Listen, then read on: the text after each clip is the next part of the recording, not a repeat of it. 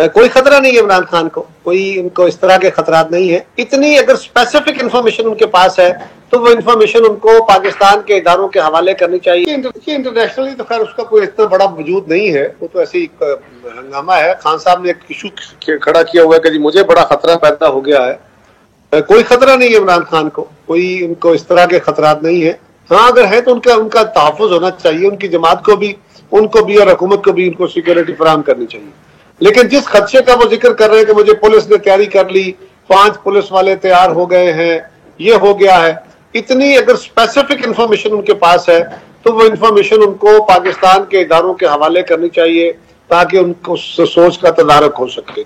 ये खान साहब का एक खास स्टाइल है कि वो मुख्तलिफ मौके पे सिंपैथी गेन करने के लिए ऐसे शुरुआत छोड़ते हैं, शोचे छोड़ते हैं और फिर कुछ अरसे के बाद उससे रिट्रीट कर लेते हैं।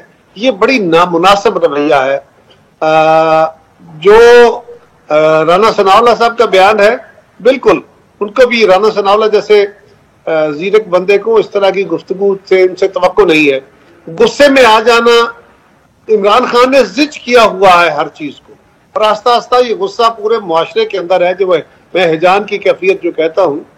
तो अब देखने की जरूरत यह है कि अब इस हद तक आ गया कि अब लोग गुस्से में इस हद तक चले जा रहे हैं। खान साहब तो पहले ही लहजा इख्तियार कर रहे थे, वो तो देखे ना खुल के कहते थे और कहते हैं कि मैं इनको छोड़ूंगा नहीं, मैं लटका दूंगा, मैं ये कर दूंगा, इनकी नस्लें खत्म कर दूंगा। तो ये बात तो पहले ही कहते रहे, उनके तो ऊपर तो कभी उनके गुफ्तगू के ऊपर ये बात नहीं किसी ने कही। आज उनके बारे में अगर राना सनाउल्लाह ने किसी वक्त किसी गुस्से के आलम में कोई लफ्ज निकाल दिया, उसको बड़ा वजह नज़र बना लिया गया है।